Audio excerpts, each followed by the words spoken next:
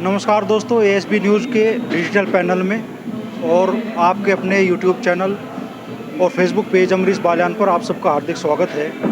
अभी हम हैं मुजफ्फरनगर में राष्ट्रीय लोकदल के कार्यालय पर। जैसा कि पार्टी के राष्ट्रीय अध्यक्ष जयंत चौधरी ने निर्देश दिए थे कि रालोद के सभी कार्यकर्ता कल मुजफ्फरनगर में होने वाली महापंचायत में अपना पूरा सहयोग दें।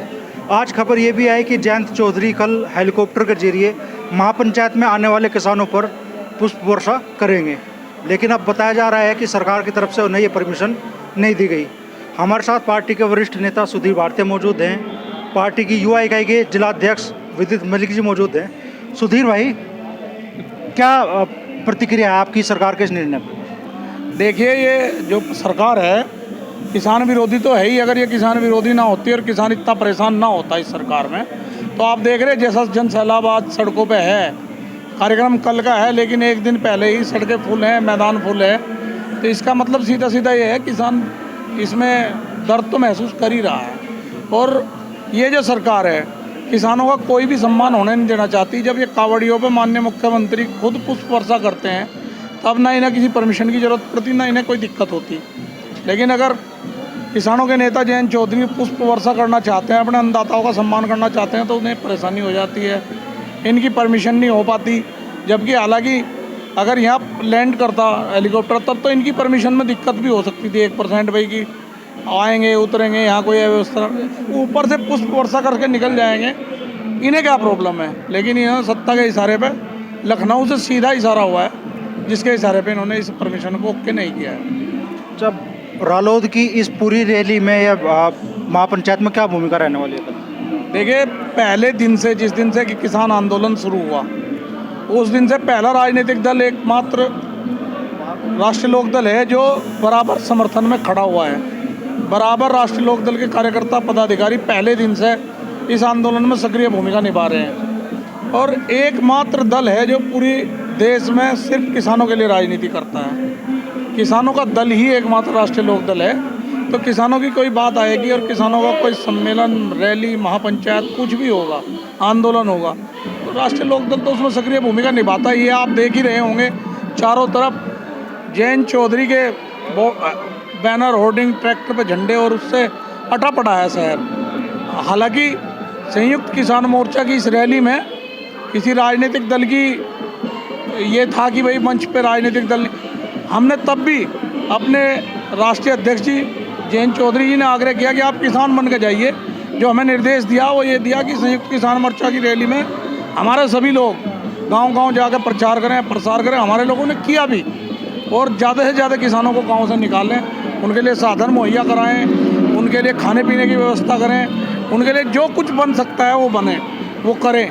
तो हमें नहीं लगता कि राष्ट्रीय लोकदल से ज़्यादा कोई राजनीतिक दल आज की तारीख में इस देश में, उत्तर प्रदेश नहीं इस देश में किसानों की बात कोई करता हो। इस महापंचायत से रालोद को कितना राजनीतिक फायदा होने वाला है? देखिए, राजनीति करने के मुद्दे और बहुत हैं। इस सरकार में बेरोजगारी बढ़ी, 15 लाख नहीं मिले, काला धन वापस नहीं आया, बहुत मुद्दे हैं राजनीति करने के लिए। लेकिन किसान का मुद्दा राष्ट्रीय लोकदल के लिए एक भावनात्मक मुद्दा है।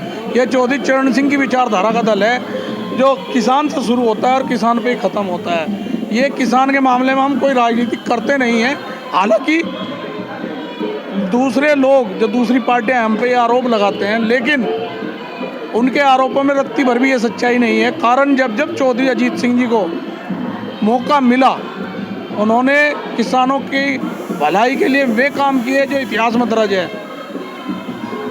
और जब 28 जनवरी को ये सरकार इस आंदोलन को कुचल रही थी और इसके 2 विधायक वहाँ पर खड़े हुए गुंडों के साथ किसानों के साथ मारपीट करने पर उतारू थे, और राष्ट्रीय प्रवक्ता भारतीय किसान यूनियन राकेश टिकैत को जब घेरा हुआ था, तब उनके साथ पहले खड़े होने वाले चौधरी अजीत सिंह थे। और चौधरी अजीत सिंह जी हमारे मसीहा, उन्होंने जो है इस आंदोलन को एक संजीवनी दी, और उनके आशीर्वाद से चलने वाला ये दल और उनकी विचारधारा पर चलने वाले हम अनुयायी, उनका जो अंतिम इच्छा किसानों के लिए जो थी, एक आंदोलन को ये संजीवनी दी थी कि ये आंदोलन खड़ा रहे और किसानों को इस आंदोलन से कुछ हासिल हो, उसके लिए हम अपने आखिरी सांस तक प्रयास करें।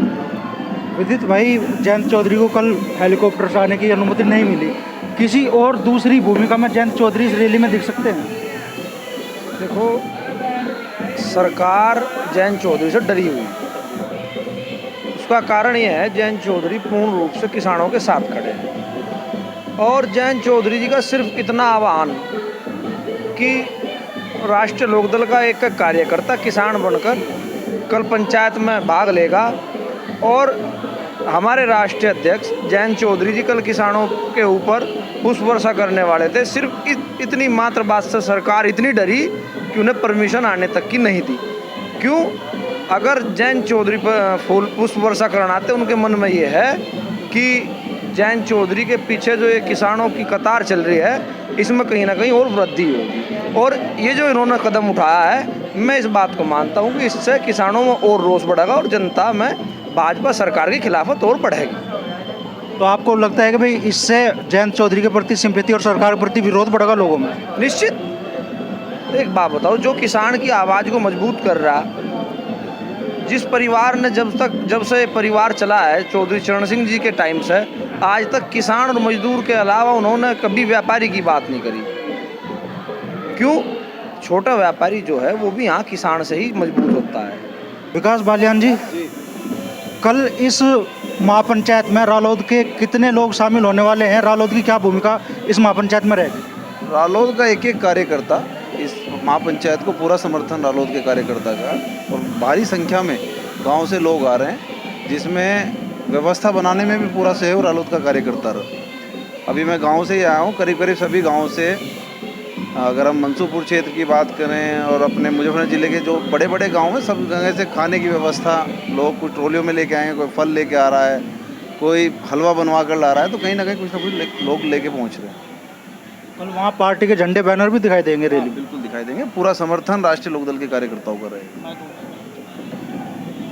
आप जो बालियान साहब सवाल कर रहे हैं ना कि राष्ट्रीय लोकदल के कितने लोग शामिल होंगे, आप मुझे एक बात बताइए, आपने भी पूरा ये जो सैलाब है, जन सैलाब है सड़कों पे, ये आपने देखा होगा क्या किसी और राजनीतिक दल के आपको लंगर, खाने की व्यवस्था, पीने की पानी की व्यवस्था कुछ और दिखाई दे रहा है? विपक्ष में और दल भी हैं, भाजपा के तो लोग आए नहीं होंगे यहाँ, भाजपा के तो नहीं आए होंगे, तो किसके आए होंगे? भाजपा के विपक्ष। और भाजपा का विपक्ष यहाँ कौन है? राष्ट्रीय लोकदल के अलावा है कोई? जिस पार्टी से आपके समझौते की संभावना है, उम्मीद है, पक्का गठबंधन माना जा रहा है, उसकी भी कोई विशेष भूमिका इस महापंचायत में देखने के लिए नहीं मिली? नहीं, उनका नैतिक समर्थन इस पंचायत को है, महापंचायत को है। लेकिन मैं आपसे सवाल कर रहा हूँ, क्या राष्ट्रीय लोकदल के अलावा आपको कोई और किसी पदाधिकारी, किसी राजनीतिक दल का, आप तो सबको जानते हैं ना, क्या आपको राष्ट्रीय लोकदल के अलावा कोई और राजनीतिक दल का आदमी दिखाई दे रहा है यहाँ इस महापंचायत में? या तो आदमी है भारतीय किसान यूनियन का या राष्ट्रीय लोकदल का। कारण राष्ट्रीय लोकदल के अलावा कोई राजनीतिक दल किसानों के लिए खुल के ऐसे आया ही नहीं है मैदान में। तो हमारा तो तन मन धन से समर्थन है, खालिस एक नैतिक समर्थन नहीं है। नैतिक तो है ही हमारा किसानों के साथ, लेकिन तन मन धन से हमारा एक पार्टी का वर्कर, आप देख रहे हैं यहाँ से लेकर शामली तक का तो आज है ही बागपत चल चुका है और इतनी बड़ी तैयारी है। कल आप देखेंगे यहाँ राष्ट्रीय लोकदल का ही कार्यकर्ता नजर आएगा, आपको वोटर नजर आएगा, पदाधिकारी नजर आएगा, नेता नजर आएगा। उसमें ये संख्या गिनना कि इसमें कितने राष्ट्रीय लोकदल के हैं, कितने औरों के हैं, वो इसलिए संभव नहीं है क्योंकि विपक्ष ही आएगा, भाजपा तो आएगी नहीं। और विपक्ष में यहाँ राष्ट्रीय लोकदल के अलावा कोई लड़ाई लड़ नहीं रहा। सामने जाट कॉलेज में लंगर भंडारे चल रहे हैं सभी गांवों के, सभी किसानों के। उन्होंने, किसानों ने खुद राष्ट्रीय लोकदल के झंडे गेट पर लगाए हुए हैं और स्वागत में ही आपको राष्ट्रीय लोकदल का झंडा दिखाई देगा। इससे आपको जनता और किसान की मानसिकता का पता लग जाए। तो ये पूरा माहौल देखने के लिए मिल रहा है मुजफ्फरनगर में। आने वाले दिनों में इसका वेस्ट यूपी की राजनीति पे कितना असर पड़ेगा, ये देखना होगा।